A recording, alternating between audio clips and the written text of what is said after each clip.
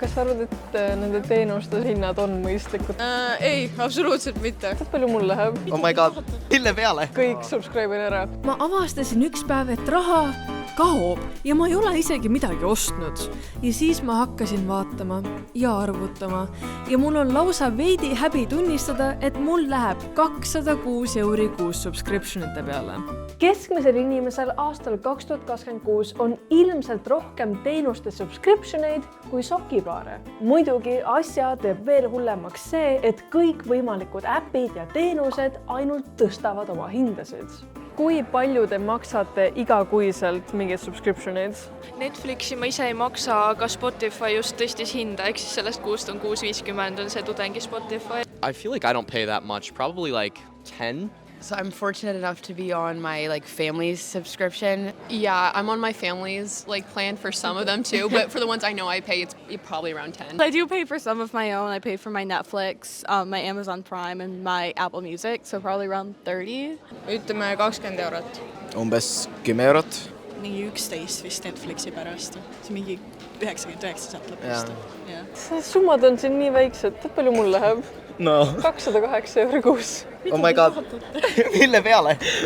Kõige. Tudengite vastuseid kuuldes tekkis mul tunne, et ma olen ainuke, kellel siin maailmas üldse mingid subscriptionid on. Või vähemalt ma olen ainuke, kes nende eest peab ise maksma. Panin enda lohutuseks ka Instagrami küsitluse, et palju siis teistel läheb. Õnneks või kahjuks ligi 20 inimest vastas, et ka nendel läheb üle 100 € kuus.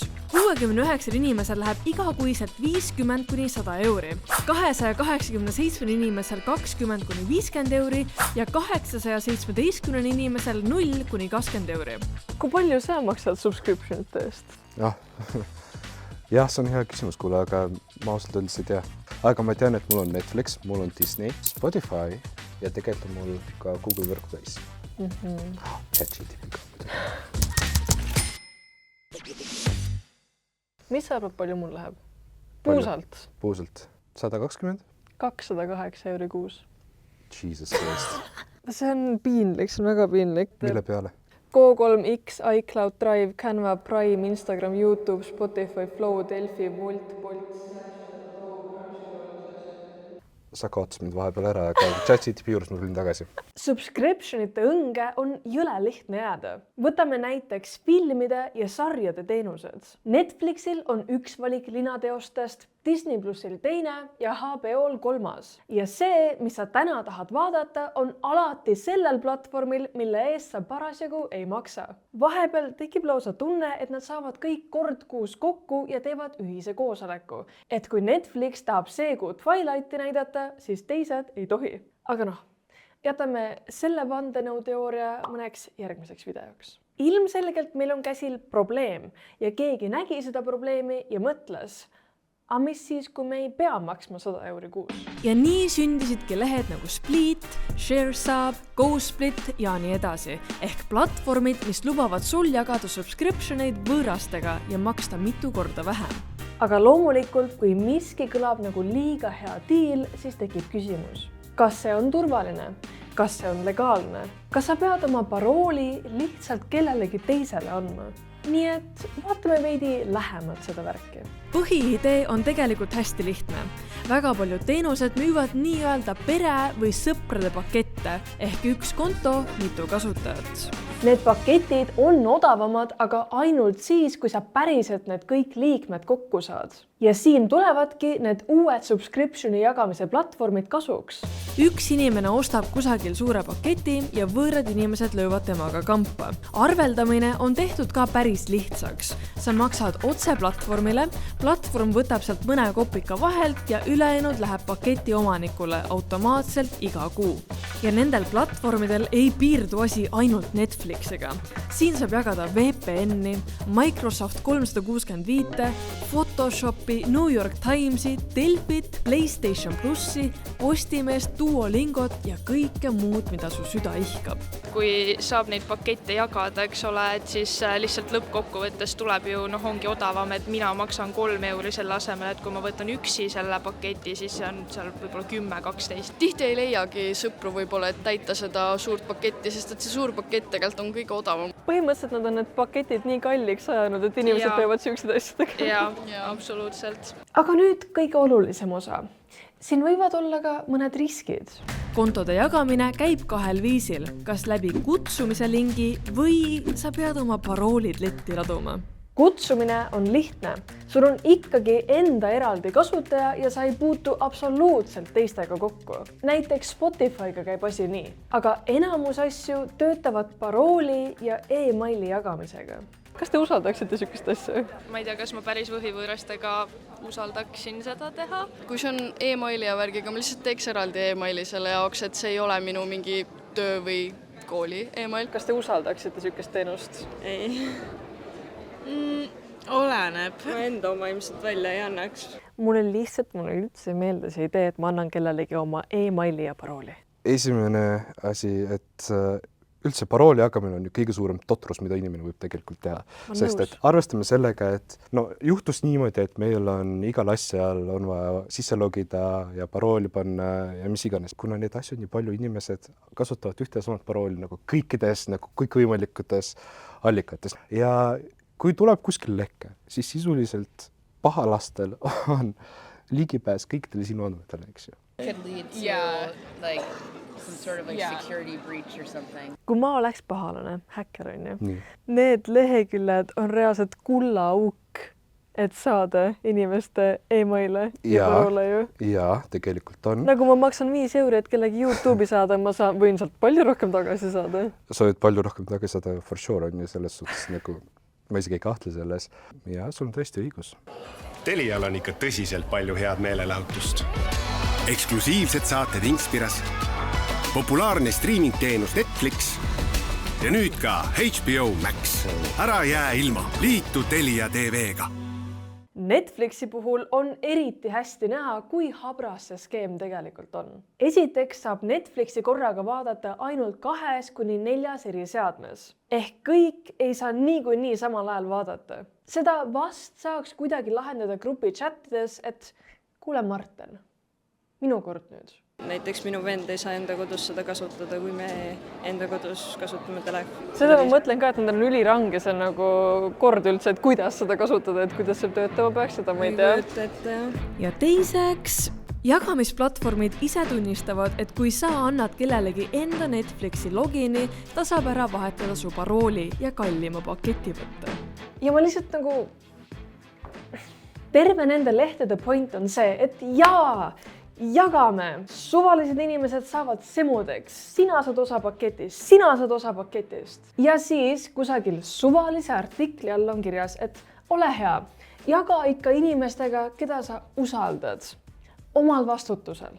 Ma arvan, et sa kindlasti saad seda nagu kuidagi dispute'ida, et no nüüd juhtus siuke asi, aga ma kujutan ette, et selle meili kirjutamine on väga naljakas, et teil on Netflix, ma kasutan seda illegaalset websaiti ja nüüd mul tehti paha, palun andke mulle raha tagasi. Ma rikkusin teie term of use. Reaalselt. Palun aidake. Veel üks mõte, mis käis mu peast läbi, kui ma sellest esimest korda kuulsin, oli see, et kas see on legaalne? Mitte legaalne selles mõttes, et mind nüüd pannakse vangi selle eest, et ma jagan kellegagi Spotify'd, aga minu arust on teenustel üsna ranged reeglid selle koha pealt, et kus ja kellega sa tohid üldse oma subscriptionit jagada. Näiteks Netflix on teinud puust ja punaseks, sõna otseses mõttes punaseks, et kontot tohib jagada inimestega, kes elavad ühe katuse all. Spotify Duo inimestele, kes elavad koos. Spotify Family endiselt inimestele ühe aadressi all.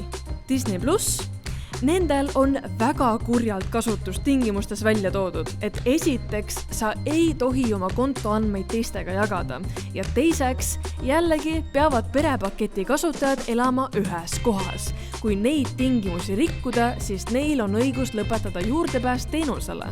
Kui sa just ei hakka võtma üürikorterit 5 suvalise vennaga, et teenust jagada, siis jah, see käib teoreetiliselt platvormide reeglite vastu, aga Split, ShareSub ja GoSplit nii ei arva. Kõigi nende kodulehel on suurelt välja toodud, et see on nii legaalne, et paha hakkab. Kõik on täiesti kontrolli all ja sa ei peaks üldse vabistama. Ma ei leidnud grammigi infot selle kohta, et jah, see võib-olla on natukene riski. aga lõpuks ma sain selle vastuse ShareSabi supporti kirjutades. Ja see vastus ei olnud üldse nii tore, kui nende lehel algselt reklaamitud. Vestlus klienditoega kinnitas mulle korduvalt, et see tõesti ei ole seadusevastane, aga igal platvormil on oma reeglid. Sina kui subscriptioni omanik vastutad ise, et su semud saaksid ikkagi teenust kasutada. Pidin veits veel torkima ja lõpuks tuli ära. Nad ei vastuta selle eest, mis sinu Netflixi kontoga juhtub, kui ma nende platvormil tegutsen. Ilusti boldis, risk on sinu kanda. Jäiks. Ma täiega imestan, et ma leidsin Postimeest jagatakse, Delfit jagatakse, nii et see nagu asi on jõudnud Eestisse. Ma maksan niikuinii Delfi eest, nii et mis sa arvad, kas ma julgen proovida või? Kuidas see asi käib? No mina ei julgeks. Ei julgeks Mina või? ei julgeks ausalt öeldes. Ma ei tea, kõhutunne räägib, et see on asi vale. Tahad riski võtta või? Väga reliable user. Aga kas sa teenusepakkuja kohta oled mingi backgroundi tšekkinud? Share saab legit. Jep! It is legal. Okei, no kui Google ütles, et on legal, siis on legal. No me võime proovida. Ma peaksin maksma 6,93 ja ma muidu maksan 9,99. 3 eurot. Samas 3 euri ja nagu ma panen praegu oma e-maili ja oma telefoninumbri ja enda nime ja oma kaardi 3 euri eest. Yeah. Ma pean maksma praegu 5 ja siis midagi pärast 7 järka kuu. See on teenustasu. Jah. Ja tegelikult see vahe läks veel väiksemaks. 7,999 asemel. No, selle peaks läbi lugema siit kindlasti on ju. Chat võib ära teha, me maksame selle subscriptioni eest ka vaata. ChatGPT võttis meile kähku ShareSabi kasutustingimused kokku ja mõned asjad, mis ta leidis, olid veidrad. Osalejad on solidaarvastutavad, ehk kui grupis tekib probleem maksete või kuludega, võid sina vastutada ka teiste inimeste osa eest. Lisaks on siin ka mingid imelikud peidetud tasud. 48 euros for a stop payment order.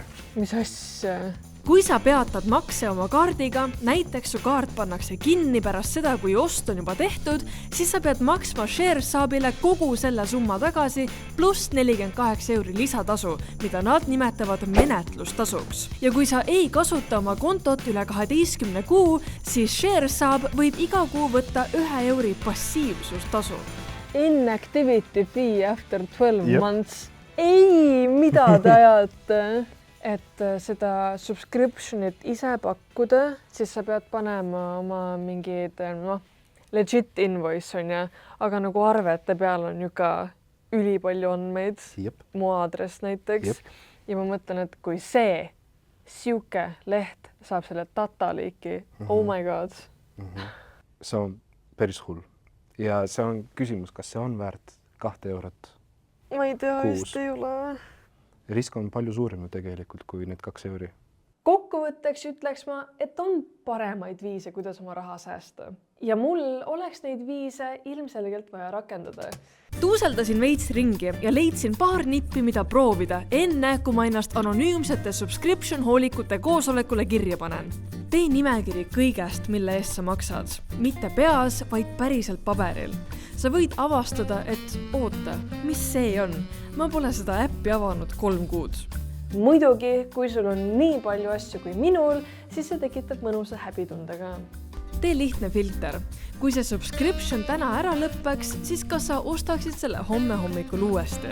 Kui vastus on ei, siis sa ilmselt ei vaja seda ka praegu. Ära kogu streaming-platvorme nagu Pokemone, vaid roteeri neid. Vaata Disneyst ära, mis sa tahtsid ja võta järgmine kuu Netflix. Jah, see võib olla veidi tüütu, aga need igakuised 10-eurised maksed kasvavad päris kähku üsna suureks numbriks. Ja viimaseks, pane endale limiit. Näiteks, üle 60 euri kuus ma subscriptionitele ei kuluta. Kui tahad midagi uut proovida, siis vana peab minema. Täpselt nagu päris eelarve. Kui selliseid kui nippe, siis võib-olla oleks tõesti mõistlik kunagi kasutada või teha sükest suurpuhastust. Käia vaadata, mille eest ma maksan, miks ma maksan seda, kas ma reaalselt kasutan seda või ei kasuta. Kui ei kasuta, siis miks ma ikka veel maksan selle eest? Peame rikkamaks saama. aga mis te arvate? Kas teie vaevlete ka subscriptionite arvete koorma all? Kas te usaldaksite selliseid jagamise lehti? Kas mõni teist kasutab neid? Jätke oma arvamused ja mõtted kommentaaridesse.